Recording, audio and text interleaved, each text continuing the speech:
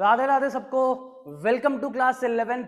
Sir आपने एक stream choose करी है जो है कॉमर्स स्ट्रीम, उसका सबसे इंपॉर्टेंट सब्जेक्ट है अकाउंटेंसी।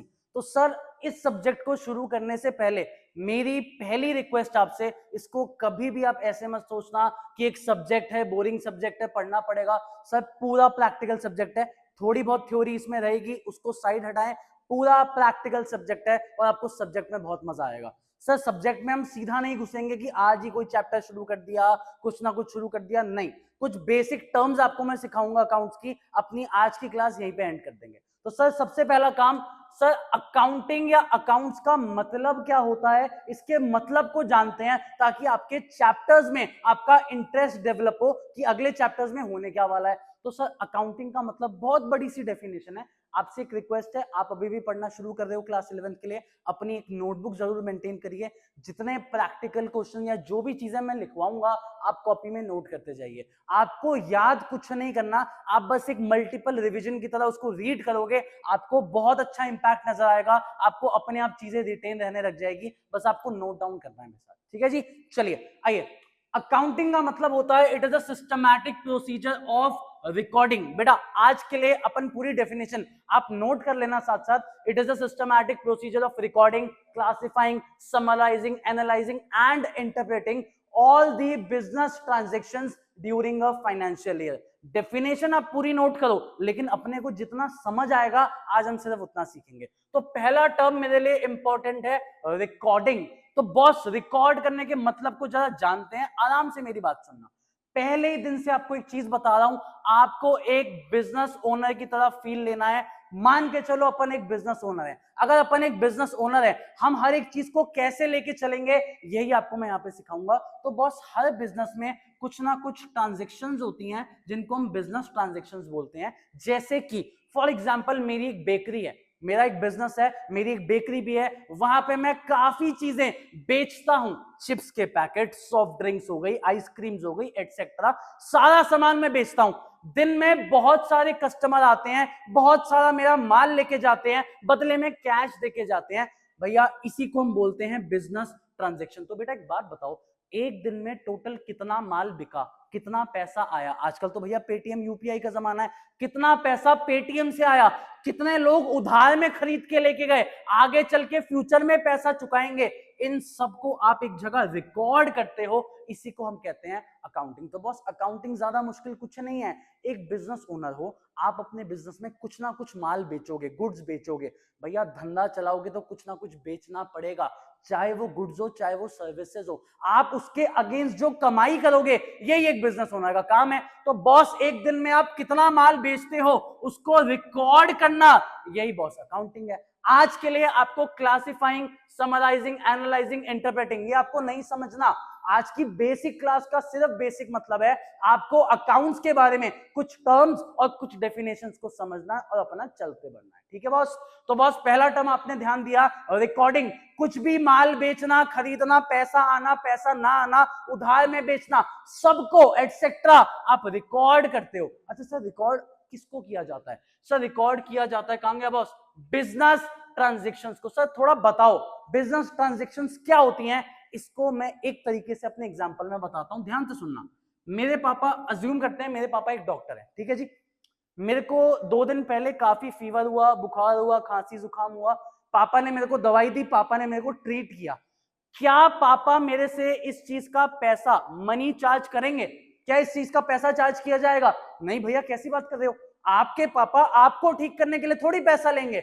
दूसरा एग्जाम्पल, मेरा एक पड़ोसी है, उसकी तबीयत खराब हुई, उसको फ्लू हुआ, पापा ने उसको ट्रीट किया, क्या उससे पैसा चार्ज किया जाएगा? जी भैया बिल्कुल चार्ज किया जाएगा। तो बॉस एक चीज देखो, यहां पे कोई भी मनी या मॉनेटरी टर्म इन्वॉल्व नहीं है, बट यहां पे मनी या मॉनेटरी टर्म इन्वॉल्व है। तो जहां पे मॉनेटरी टर्म या मनी के टर्म्स में चीजें इन्वॉल्व होंगी उसको बोला जाता है बिजनेस ट्रांजेक्शन। तो भैया बिजनेस ट्रांजेक्शन का मतलब सिंपल भाषा में मॉनेटरी टर्म या मनी टर्म्स, पैसा इन्वॉल्व होना चाहिए, इसको हम बोलते हैं बिजनेस ट्रांजेक्शन। तो भैया पूरा सुनो, it is a procedure of recording, किसको रिकॉर्ड करना? सब कुछ रिकॉर्ड नहीं करना, सिर्फ बिजनेस की ट्रांजैक्शन को। आपकी कोई अलग चीज है, आप घर पे जाते हो, अपनी बीवी के लिए लिपस्टिक लेके जाते हो, बीवी के लिए गिफ्ट लेके जाते हो, अपने बच्चों के लिए चीजें लेके जाते हो, उसको अकाउंट्स में हम रिकॉर्ड नहीं करेंगे, क्योंकि एज अ बिजनेस ओनर हमें सिर्फ बिजनेस की ट्रांजैक्शंस को ही रिकॉर्ड करना है। बताओ भाई, यहां तक सब बढ़िया। लास्ट चीज, ड्यूरिंग अ फाइनेंशियल ईयर। तो बॉस, फाइनेंशियल ईयर क्या होता है? अब मैं एक बच्चे से पूछा, नया नया बच्चा आया 11th में, मैंने कहा बेटा एक बात बता, नया साल शुरू कब से होता है? कह रहा भैया 1 जनवरी से। बेटा खत्म कब होता है? भैया 31 दिसंबर को खत्म होता है। तो बॉस इसको तुम अब भूल जाओ, फाइनेंशियल ईयर का मतलब होता है 1 अप्रैल से 31 मार्च। फाइनेंशियल ईयर स्टार्ट होता है 1 अप्रैल को और एंड होता है 31 मार्च को। तो बॉस आपके लिए as a account student, as a finance student, as a commerce student आपको यह समझना पड़ेगा, अब से 1 जनवरी से ज्यादा इंपॉर्टेंट डेट है आपके लिए 1 अप्रैल, एंड 31 दिसंबर से इंपॉर्टेंट आपके पास है 31 मार्च। तो बॉस अकाउंटिंग क्या है? एक बिजनेस ओनर अपने बिजनेस की पूरी बिजनेस ट्रांजैक्शंस को रिकॉर्ड करता है। कौन सी भैया? एक पूरे फाइनेंशियल ईयर की ट्रांजैक्शंस को रिकॉर्ड किया जाता है, इसको हम कहते हैं अकाउंटिंग। सर ये क्लासिफाइंग, समराइजिंग, एनालाइजिंग ये सब तो बताओ। बॉस पहला दिन है, नया सब्जेक्ट है, इससे पहले कभी अकाउंट्स पढ़ी नहीं, तो बॉस मेरा एक सिंपल टारगेट है, आप जब भी कुछ नया शुरू करो, पहली क्लास का टारगेट 60 to 70%, 100% चीज आपको समझ आए, ऐसा हो ही नहीं सकता। अगर आ गया बहुत अच्छी बात है, नहीं आया तो भी टेंशन नहीं लेना, डिप्रेस नहीं होना। पहली क्लास मतलब 60% टारगेट, जितना समझाऊंगा 60% भी समझ आ गया, बहुत बढ़िया। सर यहां तक कोई डाउट ना हो, आपकी इजाजत हो तो आगे चलते हैं। चलें बॉस। तो सर कॉपी में, मैंने बोला था कॉपी साथ साथ खोल के रखना बॉस, तो कॉपी में जरा एक टर्म डालो। पहला तुमने अकाउंटिंग का मतलब सीखा, इसके बाद आज की मेरी एक नई टर्म, प्लीज कॉपी में लिखो सारे बॉस, कॉपी में साथ साथ लिखते रहना। टर्म लिखो बॉस, टर्म का नाम है एसेट्स। प्लीज सब मेरे साथ ये टर्म लिखो, एसेट्स। लिखा बॉस? पहले तो इसकी एक डेफिनेशन, बुक डेफिनेशन आपको बताता हूं, लिखो जरा। Property owned by the business, property owned by the business. देखो यार, ये बुक की डेफिनेशंस है, मैं कुछ भी करूं मुझे कहीं ना कहीं बुक की डेफिनेशंस आपको बतानी पड़ेगी, तो बॉस टेंशन नहीं है, बुक की डेफिनेशन लिख ली, property owned by the business. अब यार एक बात बताओ, बुक की डेफिनेशन है, इससे एक बच्चे को कितना समझ आ सकता है? नहीं आ सकता भैया, थोड़ा बहुत समझ आ गया। कोई भी प्रॉपर्टी है जो बिजनेस के नाम पे हो, बिजनेस उसका ओनर हो, इसको हम बोलेंगे property owned by the business, ये हमारे एसेट है। अब बच्चा कह रहा है भैया इससे ज्यादा नॉलेज तो नहीं मिली, करेक्ट है ना बॉस? तो देखो पहली बात, आपको ये सब कुछ भी याद नहीं करना, मेरे मेथड से चलो, आराम से चलो। आपको एसेट्स का एक ब्रीफ दूंगा, पेपर से एक दिन पहले आप एसेट्स के बारे में पढ़ लेना। बाकी अब मेरे पॉइंट्स पे आते हैं। भैया आप एसेट्स को कैसे डिफाइन करते हो? मैं 3 पॉइंटर्स में एसेट को डिफाइन करता हूं, आराम से सुनिएगा। पहला, किसी भी चीज को बेच के फ्यूचर में आपके पास कैश आए, इसको हम बोलते हैं एसेट। क्या बोल रहे भैया? मैंने कहा किसी भी चीज को आप उठाओ, उसको बेचो और फ्यूचर में अगर आपके पास पैसा आता है किसी भी चीज से, वो तुम्हारे लिए एसेट है। एग्जांपल देखो भैया, मेरा यहाँ पे सेटअप है बॉस, मेरा ये व्हाइट बोर्ड है, जिस फोन से शूट कर रहा हूं मेरे पास फोन है, यहाँ एसी है, लैंड एंड बिल्डिंग है, जगह है, चेयर्स है, फर्नीचर है, बहुत कुछ है। इन सबको अगर मैं उठाऊंगा और बेचूंगा, फ्यूचर में मेरे पास पैसा आएगा। किसी भी चीज को अगर फ्यूचर में कैश में कन्वर्ट किया जा सके, फ्यूचर में पैसा आपके पास आ सके, भैया वो अपने लिए क्या है? एसेट। मतलब एसेट का मतलब आप दिमाग में बैठाओ, एक सॉलिड चीज, इससे हम पैसा कमा सकते हैं, इसके थ्रू पैसा आ सकता है, इसको बेच के कैश मिल सकता है अपने को, वो अपने लिए क्या है?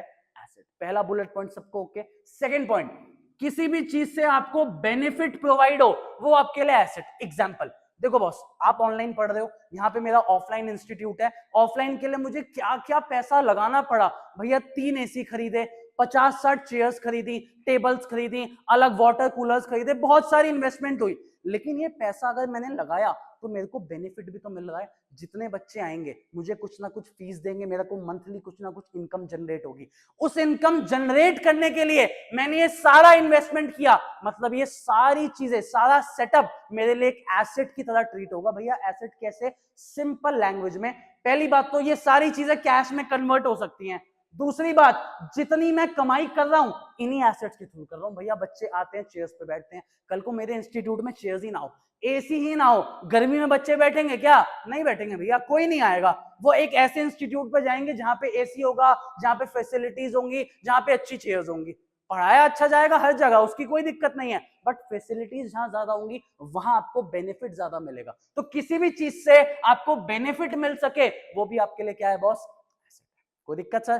तीसरा टर्म ध्यान से सुनिएगा, किसी भी चीज को देख के खुशी मिले वो आपके लिए एसेट। भैया ये तो कुछ अटपटा सा ही लाए हो आप, जरा इसका एग्जांपल दो। मैं कहा ध्यान से सुनना, मेरी एक ऑफलाइन क्लास चल रही थी, 1 घंटे की क्लास खत्म हुई, जाते हुए बाहर एक बच्चा था, उसको 500 का एक नोट गिरा हुआ मिला। आराम से मेरी बात सुनना बस, 500 का एक नोट गिरा हुआ मिला, उसने उठाया, चुपके से जेब में डाला और भैया नीचे चले गए आराम से। बैच खत्म हुआ, 500 का नोट जो उसको मिला उससे उस बच्चे को खुशी हुई कि दुख हुआ? भैया बहुत खुशी हुई उसको, तो 500 को अलग अलग कमाई हो गई भाई अगले की, 500 बड़े मिल गए। अगर उसको किसी भी चीज से खुशी पहुंची, मतलब 500 का नोट कैश, कैश आपके लिए क्या टर्म हुआ बॉस? एसेट। कैश भी आपके लिए, आपकी जेब में जितना पैसा होगा उतने आप खुश रहोगे। खुशियां भाई खरीदी जा सकती है पैसों से, काफी चीजें पैसों से खरीदी जा सकती है बॉस। तो भैया आपकी जेब में पैसा होगा, आप उतना खुश होगे, इतने, इसका मतलब कैश भी आपके लिए क्या है? एसेट। लड़कों की बात करते हैं बॉस, मेरा एक स्टूडेंट है, 12th पास करी, उसके बहुत अच्छे नंबर आए, उसके पापा ने उसको BMW M4 कंपटीशन खरीद के दी बॉस, मस्त 1.5-2 करोड़ की गाड़ी। उसको खुशी होगी दुख होगा? भैया क्या बात कर रहे हो, खुशी मतलब बंदा पगला जाएगा खुशी से। तो बॉस ये जो कार है, तीनों एस्पेक्ट, बेच के पैसा आ सकता है, बंदे को खुशी भी मिली, कहीं ना कहीं उसको किसी भी वे में बेनिफिट भी हो सकता है। तो बॉस जिस चीज को देख के खुशी मिले वो भी आपके लिए क्या मानी जाएगी? एसेट। तो बॉस आपका नजरिया चेंज हो जाएगा। Property owned by the business, ये बुक की लैंग्वेजेस हैं, ये लिखने पढ़ने के लिए अच्छी है, लेकिन अपने को रियल लाइफ में अगर एसेट्स को पहचानना है, आपके लिए 3 बुलेट पॉइंट्स काफी हैं। किसी भी चीज को कैश में कन्वर्ट किया जा सके, फ्यूचर में किसी भी चीज से कैश आए, एसेट। दूसरी बात, किसी भी चीज से आपको फायदा हो, बेनिफिट हो, एसेट। तीसरा सबसे स्पेशल, किसी भी चीज से आपको खुशी मिले वो आपके लिए एसेट। तो सर आपकी आज की पहली टर्म अकाउंटिंग आपने खत्म किया, डेफिनेशन, उसके बाद मेन आपने एक आज नई टर्म सीखी एसेट। आपको याद कुछ भी नहीं करना, आप नेक्स्ट क्लास में आओ तो बस एक बार ये टर्म पढ़ के आना, आपको समझ आएगी। बहुत बढ़िया बात। चले बॉस आगे चलते हैं बॉस, सब लिखो मेरे साथ अगली टर्म कॉपी में। बॉस मेरे साथ, मैंने बोला प्लीज कॉपी मेंटेन करो, लिखते रहो, अपने नोट्स अपने लिए बनाते रहो।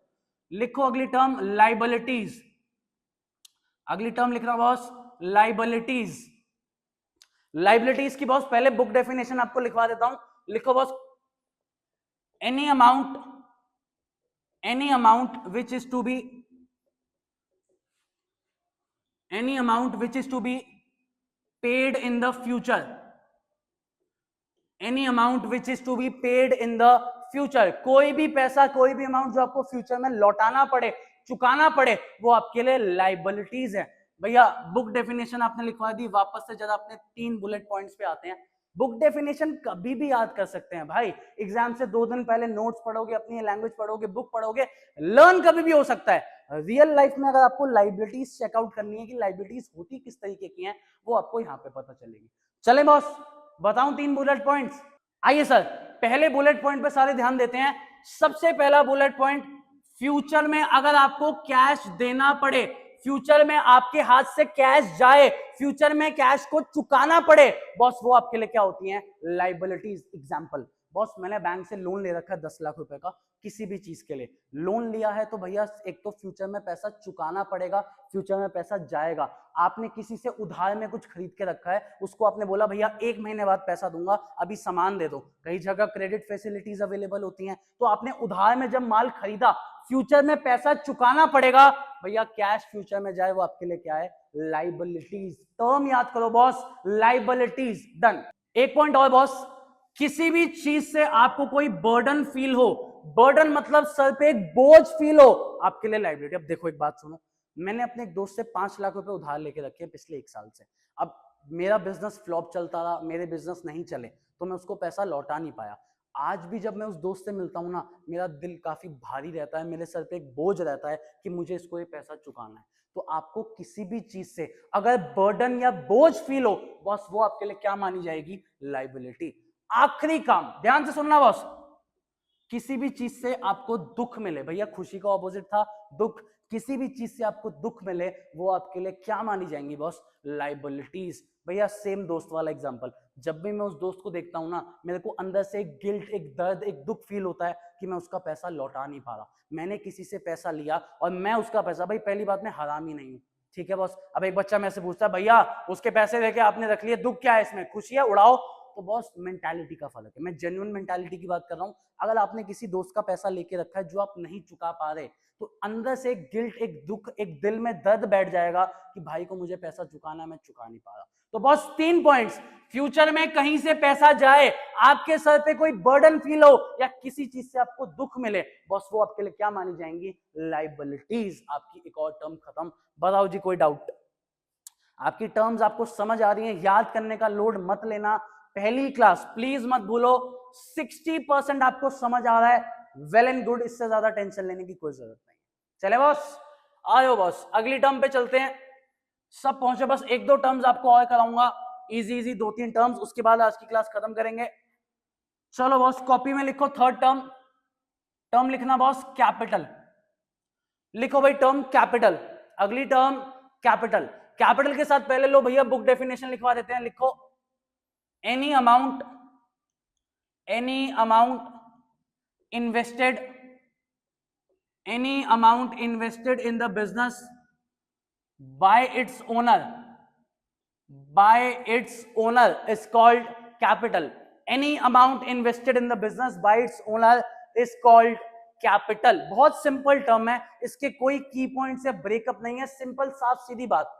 भैया एक बात बताओ, आपको एक बिजनेस शुरू करना है, बिजनेस का स्केल छोटा हो, बड़ा हो, बहुत बड़ा हो, कोई बिजनेस हो, मैं कहता हूं आपको एक रेडी भी लगानी है, उसके लिए भी कुछ मिनिमम इन्वेस्टमेंट चाहिएगी 40-50 हजार की। कोई बड़ा इन्वेस्टमेंट, कोई बड़ा बहुत बड़ा रेस्टोरेंट खोलना चाहते हो आप, 40 से 50 लाख तक की भी इन्वेस्टमेंट हो सकता है आपको चाहिए हो। तो बेटा सिंपल सी चीज है, इस पैसे को बोला जाता है कैपिटल। क्या बोला जाता है इस पैसे को?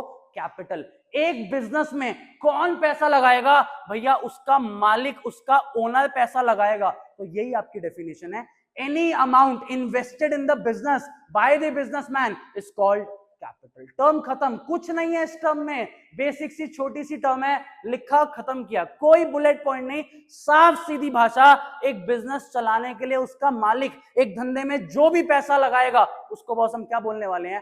कैपिटल। बताओ जी कोई डाउट, कोई टेंशन? चलें आगे। सर आ जाओ, 2 टर्म्स और सीखेंगे, उसके बाद आपकी क्लास को वाइंड अप करेंगे।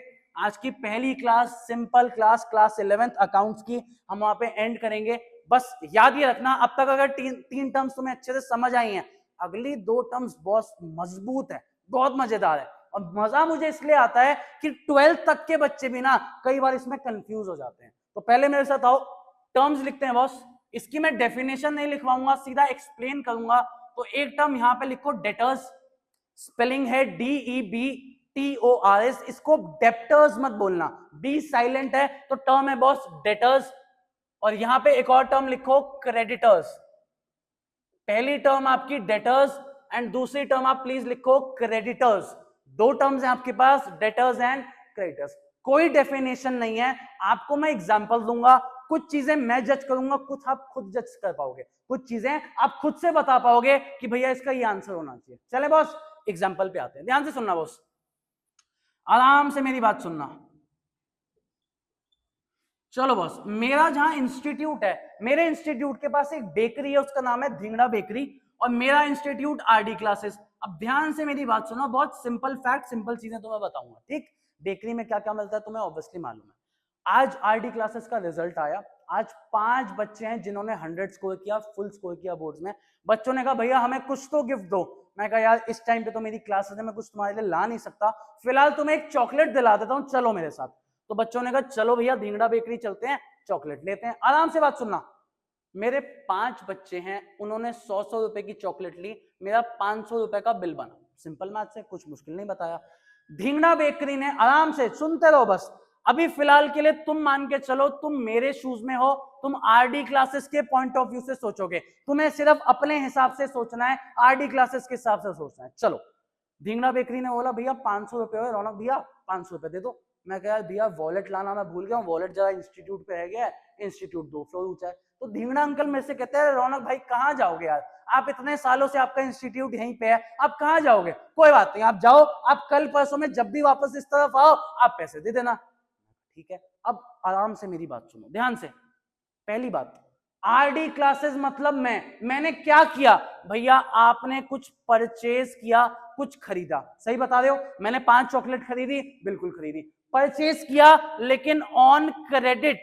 कैसे? क्रेडिट का मतलब आपने उधार पे कुछ खरीदा। क्या मैं पैसा देके आया? क्या 500 रुपए मैंने ढींगड़ा बेकरी को चुका दिए? नहीं चुकाए ना भैया। इसका मतलब आपने कुछ खरीदा लेकिन उधार पे खरीदा।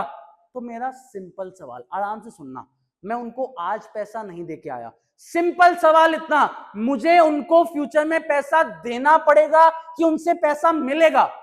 भैया ये तो सिंपल सवाल है कि आपने कुछ खरीदा है उधार पे, तो फ्यूचर में आपको पैसा देना पड़ेगा। तो यार तुमसे एक टर्म सीख लेता हूं मैं, अगर फ्यूचर में पैसा जाए, फ्यूचर में पैसा चुकाना पड़े, इसको क्या बोला जाता है बॉस? करेक्ट आंसर भैया, फ्यूचर में पैसा चुकाना पड़े इसको लाइबिलिटीज बोला जाता है। तो सर टर्म और सीख लो, टर्म है क्रेडिटर्स, ये लाइबिलिटीज का एक पार्ट है, लाइबिलिटीज का एक एग्जांपल है। बॉस क्रेडिटर कैसे? तो सर ध्यान से सुनिएगा, अगर कोई मुझसे पूछेगा कि रौनक भैया ढींगड़ा बेकरी आपके लिए क्या है, मैं कहूंगा भैया क्रेडिटर है। क्रेडिटर शब्द का मतलब जिनको मुझे फ्यूचर में पैसा चुकाना है। क्यों चुकाना है? क्योंकि भैया आपने उधार में उनसे कुछ खरीदा है। पूरा सर्कमस्टेंस एक बार वापस से सुनना बॉस, क्रेडिटर शब्द एक एग्जाम्पल है लाइबिलिटीज का। क्रेडिटर्स मतलब वो लोग जिनको हम पैसा चुकाएंगे फ्यूचर में। क्यों चुकाना है? क्योंकि आपने उधार में कुछ खरीदा है। तो बॉस क्रेडिटर्स लाइबिलिटीज का एग्जाम्पल है। 3 शब्द, 3 बातें इसके अंदर आएंगी। क्रेडिटर्स किसका एग्जाम्पल है? भैया लाइबिलिटीज का। क्रेडिटर्स कौन लोग होते हैं? जिनको हम पैसा चुकाएंगे, फ्यूचर में पैसा देना पड़ेगा।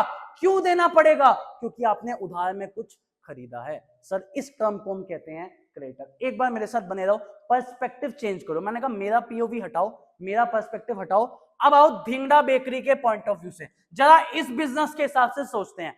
एज एन अकाउंटेंट हम अपने बिजनेस के अकाउंट्स बनाते हैं, तो मान के चलो अभी के लिए तुम ढींगड़ा बेकरी हो, उसके हिसाब से जरा सोचा जाए। ठीक है बॉस, ध्यान से सुनो। ढींगड़ा बेकरी ने चॉकलेट्स बेची हैं, आराम से सुनना भैया। ढींगड़ा बेकरी ने सेल किया है, क्या उनको पैसा मिला? नहीं भैया, मतलब उन्होंने क्रेडिट पे सेल किया, उधार पे बेचा। अब एक बात बताओ, अगर मैं ढींगड़ा बेकरी हूं, मैंने उधार में कुछ बेचा है, मैंने उधार में कुछ बेचा है, फ्यूचर में पैसा आएगा या चुकाना पड़ेगा? भैया ये तो कॉमन सेंस है, अगर आपने उधार में कुछ बेचा है, सेल किया है, तो फ्यूचर में पैसा आएगा। अगर फ्यूचर में पैसा आने वाला है तो बॉस टर्म तो दिमाग में क्लिक हो जानी चाहिए, फ्यूचर में कहीं से पैसा है बॉस, वो टर्म आपके लिए होती है एसेट। क्या टर्म होती है बॉस? एसेट। और आखिरी सवाल, इस टर्म को बोला क्या जाता है? डेटर्स। मतलब अब पूरी कहानी शॉर्ट में, ढींगड़ा बेकरी से पूछा जाएगा भैया रौनक आपके लिए कौन है, आरडी क्लासेस आपके लिए कौन है? ढींगड़ा बेकरी बोलेगा भैया रौनक मेरे लिए डेटर है। डेटर का मतलब मुझे उससे फ्यूचर में पैसा लेना है। डेटर एक एग्जाम्पल है एसेट का। और साथ साथ आखिरी बात, भैया डेटर से पैसा क्यों लेना होता है? क्योंकि आपने उनको उधार में माल बेचा है। ये टर्म्स दोनों कॉम्प्लिकेटेड है, मैं कभी नहीं बोलूंगा ये टर्म आसान है। पहली 3 टर्म्स आपको शायद मजे से समझ आई होगी, एसेट, लाइबिलिटीज, कैपिटल। बात की 2 टर्म्स थोड़ी खतरनाक है, बट करना पड़ेगा। तो लेकिन भैया 60% वाला रूल मत भूलना, कुछ भी नया चैप्टर, कोई भी नया सब्जेक्ट शुरू हो, पहली क्लास का सिंपल टारगेट अबाउट 60%। अगर तुम्हें 60% समझ आ गया, टेंशन की कोई बात ही नहीं है यार। इससे पहले थोड़ी कभी अकाउंट्स पढ़ी है, तुम्हें 3 टर्म्स, तुम्हें 20-25 मिनट की क्लास में से 15-17 मिनट भी समझ आ गए, लास्ट के 5-4 मिनट तो कभी ना कभी तो रिपीट होंगे यार, तो टेंशन क्यों लेते हो? एक बार रिकैप करते हैं, काम को खत्म करते हैं, डेटर्स क्रेडिटर्स पे वापस आते हैं। डेटर्स कौन होते हैं? भैया डेटर्स होते हैं एसेट। क्यों एसेट? क्योंकि उनसे फ्यूचर में पैसा लेना है। क्यों लेना है भैया? क्योंकि हमने उधार में माल बेचा है, मतलब क्रेडिट सेल्स। जब आप उधार में माल बेचते हो तो सामने वाले से पैसा लेना है, उसका टर्म है डेटर, वो एग्जाम्पल है एसेट्स का। उल्टा भैया क्रेडिटर्स कौन होते हैं? भैया क्रेडिटर्स मतलब लाइबिलिटीज, कि फ्यूचर में पैसा चुकाना है। क्यों चुकाना है भैया? क्योंकि आपने उधार में कुछ खरीदा है। अगर आप उधार में किसी से कुछ खरीदते हो तो हमें फ्यूचर में पैसा चुकाना पड़ेगा। फ्यूचर में पैसा जाए तो लाइबिलिटीज, और टर्म क्या है बॉस? क्रेडिटर्स। अज्यूम्ड आपको आज की क्लास समझ आई होगी। थैंक यू सो मच, मिलते हैं नेक्स्ट क्लास में।